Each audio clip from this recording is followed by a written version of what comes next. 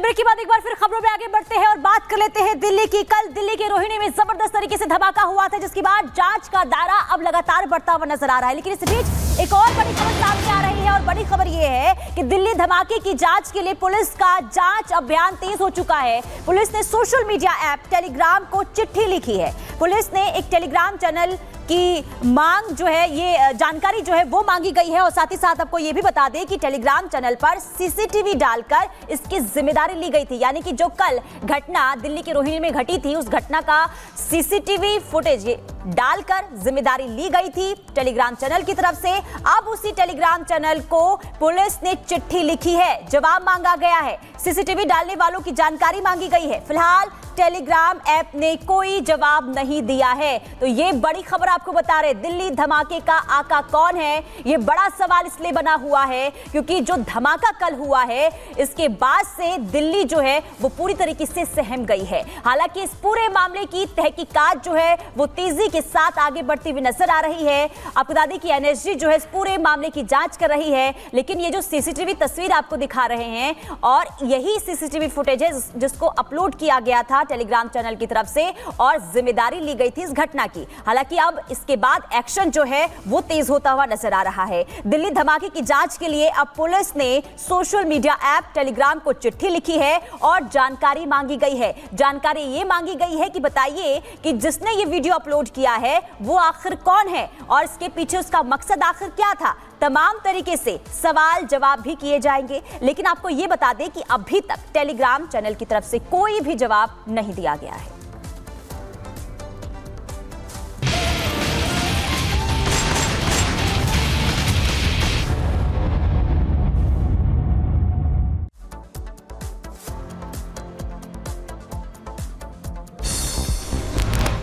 गांदरबल आतंकी हमले में के साजिशकर्ता की हुई पहचान। सज्जाद गुल नाम के आतंकी पर साजिश रचने का शक।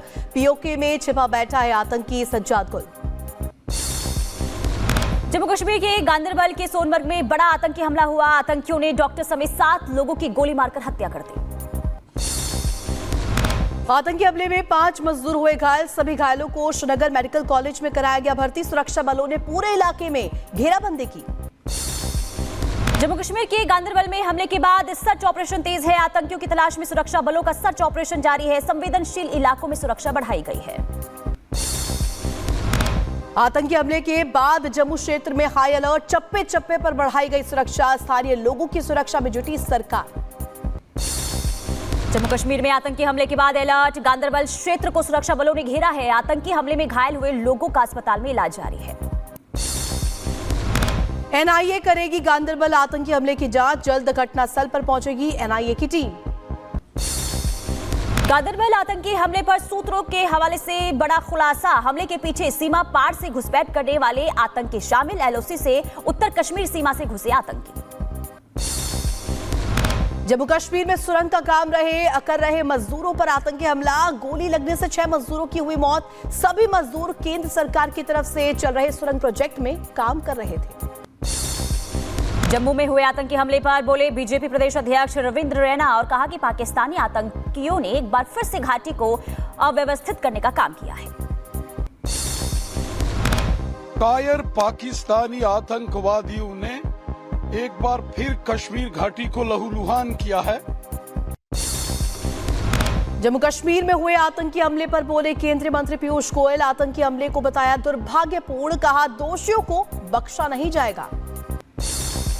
आतंकी हमले पर प्रतिक्रिया देते हुए जम्मू कश्मीर के एलजी मनोज सिन्हा ने एक्स पर लिखा, हमने जम्मू कश्मीर पुलिस, सेना और सुरक्षा बलों को पूरी आजादी दी है। हत्या में शामिल लोग छोड़े नहीं जाएंगे। पुलिस और सुरक्षा बलों को पूरी आजादी है। आतंकी हमले पर गृहमंत्री अमित शाह का पोस्ट। गांदरबल में मासूम नागरिकों पर हमला, निर्दोषों की हत्या कायरता की निशानी। हमले में शामिल आतंकी बख्शे नहीं जाएंगे। आतंकी बचेंगे नहीं, कड़ा प्रहार होगा। जम्मू कश्मीर के मुख्यमंत्री उमर अब्दुल्ला ने मजदूरों पर आतंकी हमले की निंदा की। एक्स पर पोस्ट कर लिखा, मजदूरों पर कायरतापूर्ण हमला बेहद दुखद है। मजदूर एक कंस्ट्रक्शन साइट पर काम कर रहे थे। निहत्थे निर्दोषों पर हमले की कड़ी निंदा करता। आतंकी हमले पर पूर्व डिप्टी सीएम कविंद्र गुप्ता का बयान। 3 दिन में यह दूसरी घटना। भय पैदा करना चाहते आतंकी, इससे निपटने के लिए रणनीति बदलने की जरूरत। नितिन गडकरी ने आतंकी हमले की निंदा की। बोले निर्दोषों पर मजदूरों पर हमला निंदनीय है। शहीद मजदूरों को श्रद्धांजलि, पीड़ित परिवारों के प्रति गहरी संवेदना। आतंकी हमले के बाद कश्मीरी पंडितों ने सुरक्षा की लगाई गुहार। कश्मीरी पंडित संघर्ष समिति ने कहा, कभी भी हमारे ऊपर हो सकता है हमला। उरी में मारे गए आतंकी के पास से हथियार बरामद। घटनास्थल से AK राइफल, 2 पिस्टल समेत भारी मात्रा में हथियार बरामद। पुलिस स्मृति दिवस पर गृह मंत्री अमित शाह ने शहीदों को दी श्रद्धांजलि। राष्ट्रीय पुलिस स्मारक पर शहीद पुलिसकर्मियों को नमन किया। पुलिस स्मृति दिवस पर केंद्रीय गृह मंत्री अमित शाह ने वीर पुलिसकर्मियों को नमन किया और कहा कि उत्सव हो या फिर आपदा, हमारे जवान हमेशा रहते हैं तैयार। साइबर क्राइम और आतंकवाद जैसे खतरों से निपटेंगे।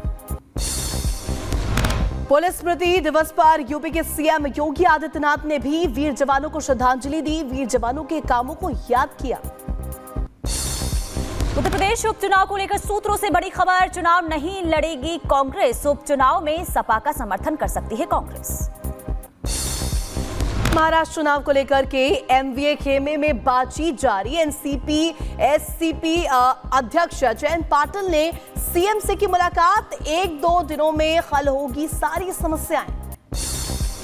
हरियाणा में हुआ मंत्रालय का बंटवारा। सीएम नायब सैनी के पास गृह और वित्त समेत होंगे 13 विभाग। अनिल विज को मिला ऊर्जा और परिवहन विभाग।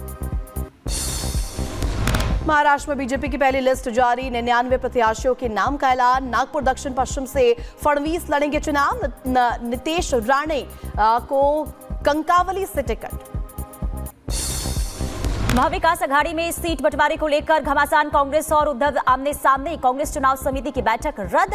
अबू आजमी ने शरद पवार से मुलाकात की। वाराणसी को पीएम मोदी ने दी 6,600 करोड़ की सौगात। कांग्रेस और सपा पर प्रहार किया। कहा, परिवारवाद देश के लिए सबसे बड़ा खतरा।